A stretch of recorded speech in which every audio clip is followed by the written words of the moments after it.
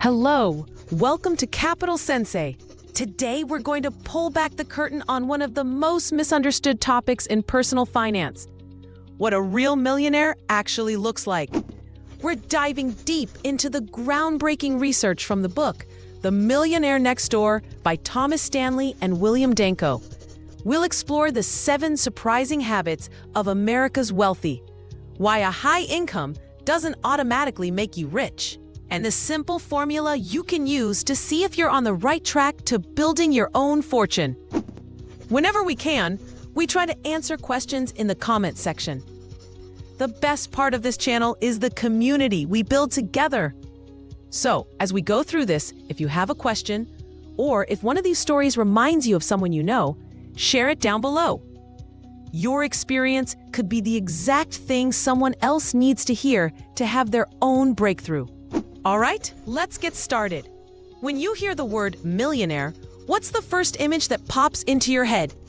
For most people, it's a scene straight out of a movie. A high-flying executive in a penthouse apartment, a surgeon driving a brand new Ferrari, or an Instagram influencer posing on a private jet. It's a world of 5-star restaurants, designer clothes, and $1,000 bottles of champagne. But what if I told you that this image, the one that is so deeply ingrained in our culture, is almost entirely wrong?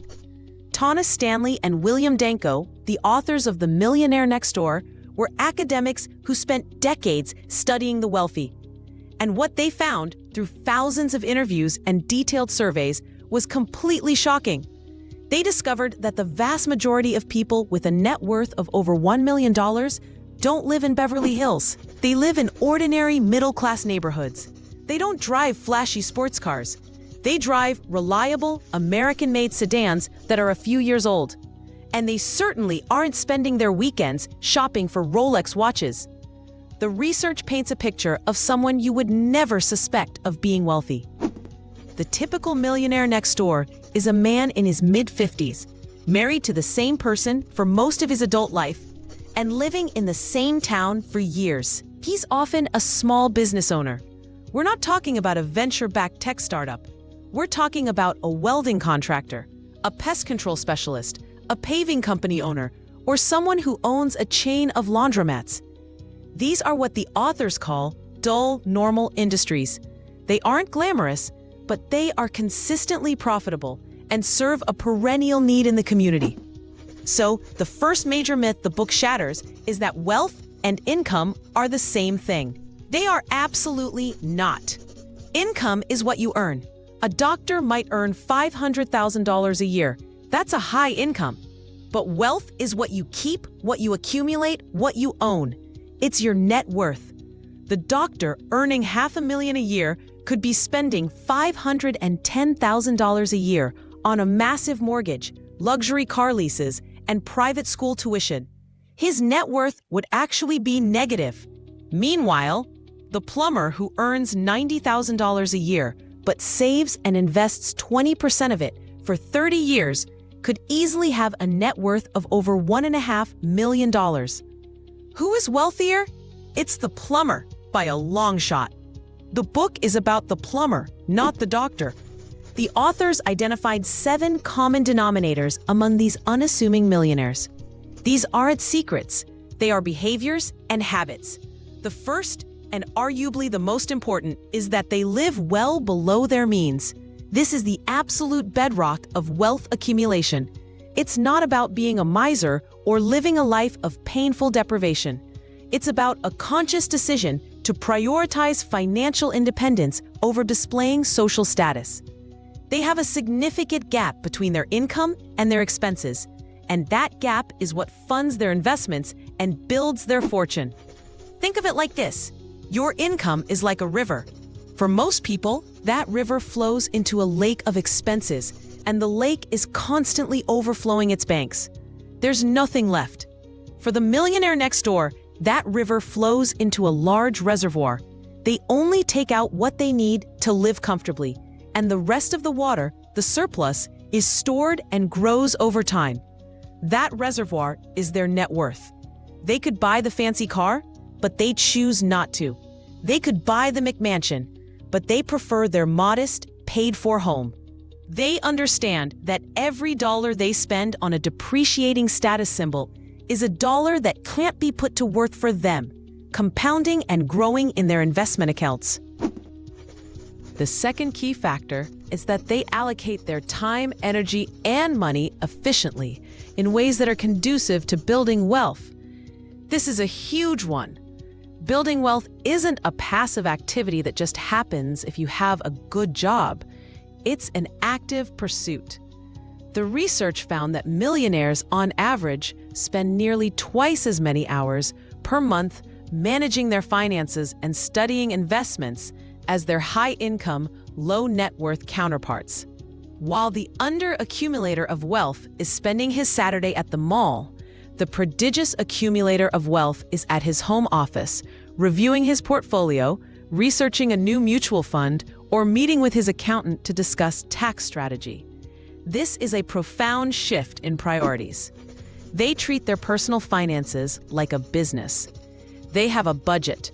They have clear financial goals, both short-term and long-term. They know exactly where their money is going each month.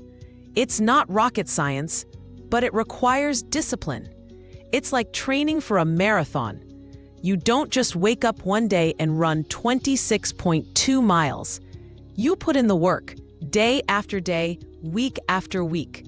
You plan your training, you track your progress, and you stay disciplined even when you don't feel like it. Wealth building is the same kind of methodical, long-term effort.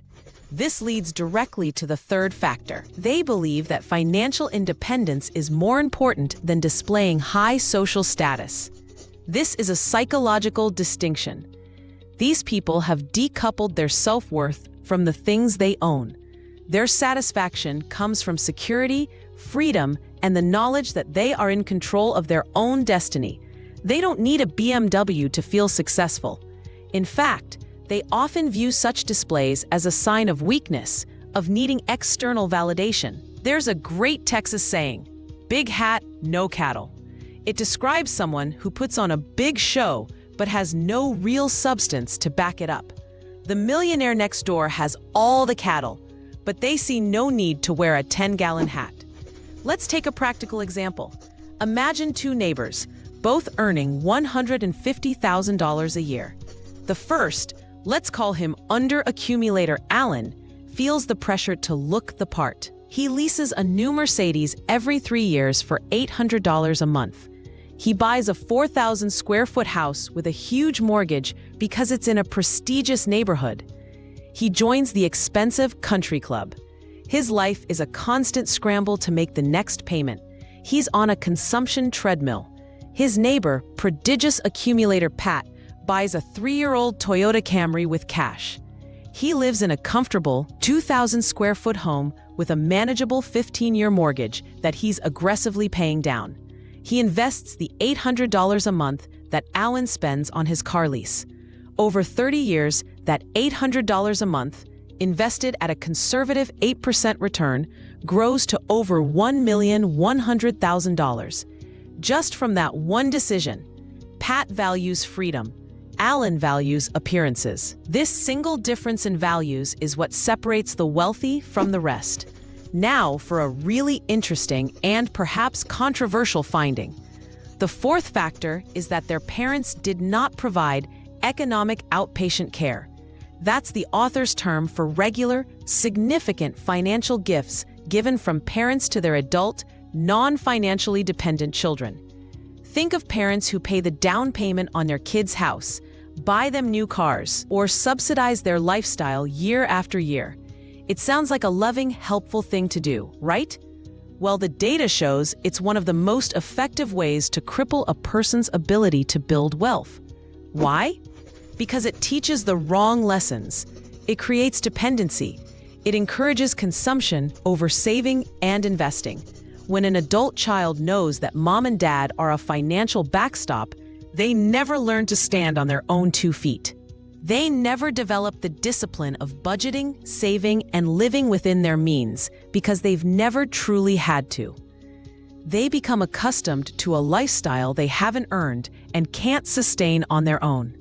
It's like a wild animal that gets fed by tourists. It eventually forgets how to hunt for itself and becomes completely dependent on handouts. The research is clear. The more dollars adult children receive from their parents, the less wealth they accumulate on their own. Building on that, the fifth factor is that their adult children are economically self-sufficient. This is the direct result of the previous point. The millionaires next door, having built their wealth through discipline and hard work, instill those same values in their own children. They don't just give them a fish, they teach them how to fish. They teach the importance of a good education, but not just for the sake of a fancy degree. They emphasize choosing a field that has real economic demand. They teach the value of a dollar, the power of compounding interest, and the folly of consumer debt. The book shares a powerful rule that many of these millionaire parents have for their children. Your family is not an ATM. They might help with education, a true investment in their child's future earning power. But after that, the kids are on their own.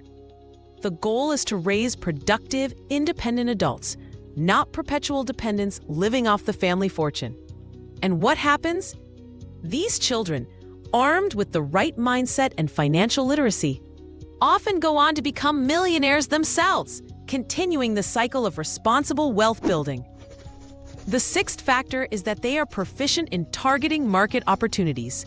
As we touched on earlier, a huge percentage of the millionaires studied are self-employed business owners, and they are masters at finding profitable niches that other people overlook. They aren't trying to invent the next iPhone. They are in businesses that serve fundamental, ongoing needs. Things like waste management, auctioneering, commercial cleaning, and manufacturing components that go into other, more glamorous products. Think about a massive gold rush.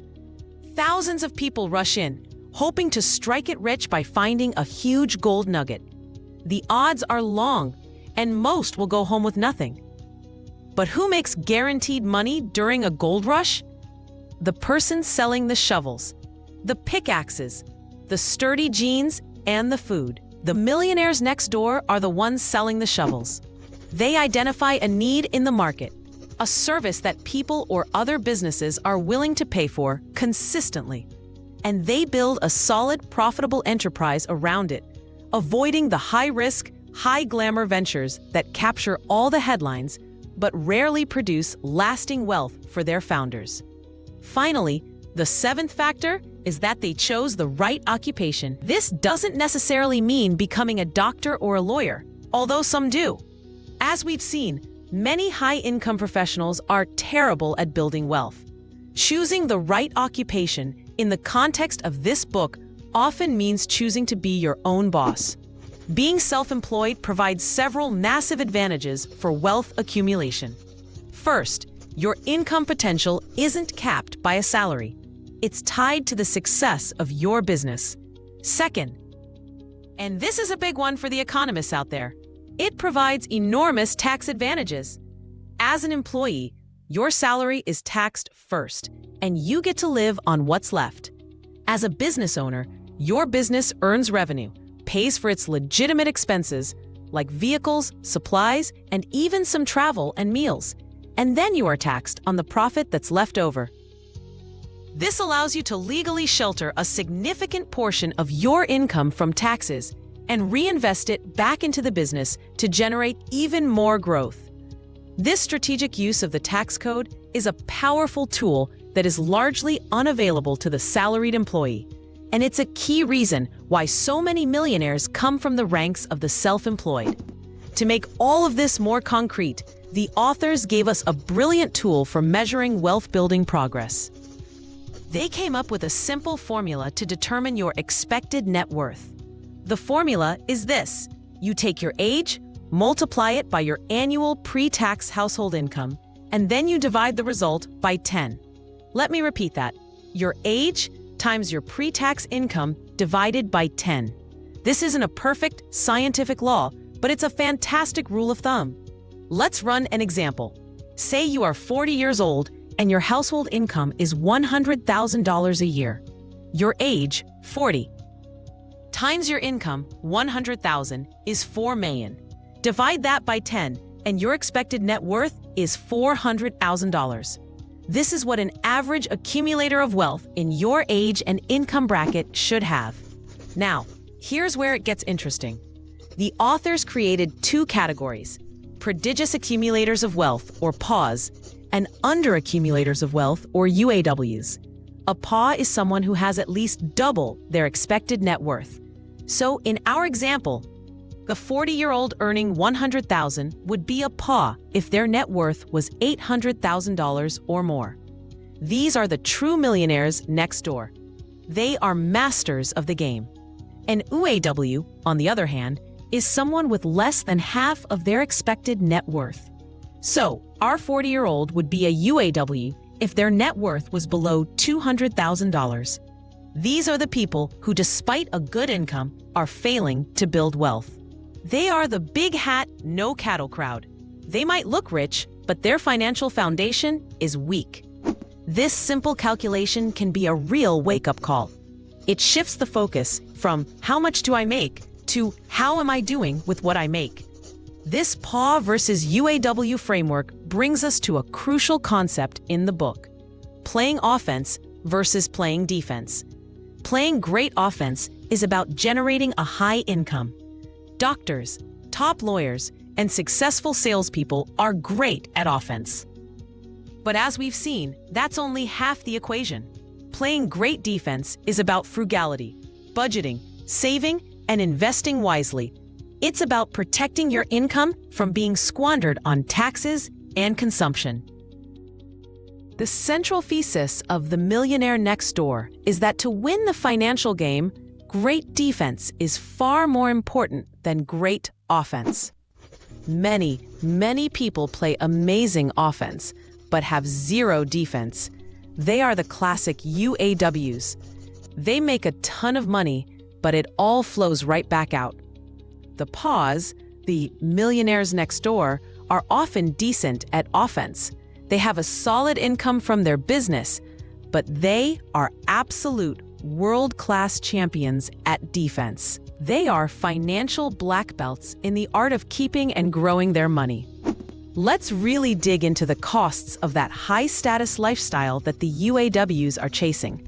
It's a trap, and it's more insidious than just the price tag of a single item. It's a cascading series of expenses. You buy the 5-bedroom house in the exclusive suburb. What happens next? First, your property taxes are astronomical. Then, you have to furnish 5 bedrooms, not 2. You can't put cheap furniture in $1 million house, can you? So you finance thousands of dollars in high-end furniture. Then your neighbors, who also have expensive houses, all drive luxury cars. You start to feel your trusty Honda looks out of place. So you lease a Lexus. Now your car insurance doubles. Your neighbors all send their kids to a private school that costs $30,000 a year per child. The social pressure mounts. You join their country club, which has a $20,000 initiation fee and $1,000 monthly dues. You're expected to go on expensive ski trips in the winter and European vacations in the summer. It's a never-ending cycle of escalating consumption. Each high-status purchase begets another. You're working harder and harder just to maintain an image, with very little of your high income actually sticking around to build real, lasting wealth. It's a gilded cage. The millionaire next door sidesteps this entire trap. By choosing a modest neighborhood, they surround themselves with other people who share their values. There's no pressure to keep up with the Joneses, because the Joneses are also driving a 10-year-old Ford F-150 and shopping for deals at the hardware store. Their lifestyle choices create a positive feedback loop that supports wealth creation. Just as the UAW's lifestyle creates a negative feedback loop that destroys it. So what does this all mean for you today? The message of The Millionaire Next Door is incredibly empowering. It means that building wealth is not some exclusive club reserved for trust fund babies or Wall Street wizards. It's a predictable outcome of a specific set of disciplined habits that are available to almost anyone. It's about playing defense first. It's about making a conscious choice to value financial freedom more than social status. It's about recognizing that the small, daily decisions to pack a lunch instead of buying it, to invest an extra $100 instead of upgrading your phone, to research an investment instead of binge-watching a new series are the very things that compound over time into a life of financial independence. The book is a blueprint. It shows that the accumulation of wealth is more closely tied to your behavior than your paycheck. It's about diligence, planning, and living with intention. The millionaire next door isn't a different species of human. They are ordinary people who made a series of smart, consistent choices over a long period of time. They found a way to earn a decent living, but more importantly, they became masters of keeping it, protecting it, and making it grow. The path to becoming a millionaire isn't a secret lottery ticket. It's a roadmap laid out in plain sight. It starts not with your next big raise, but with your next choice. The choice to save instead of spend, to invest instead of impress, and to build a life of substance and freedom, one disciplined decision at a time. That is the true secret of the millionaire next door.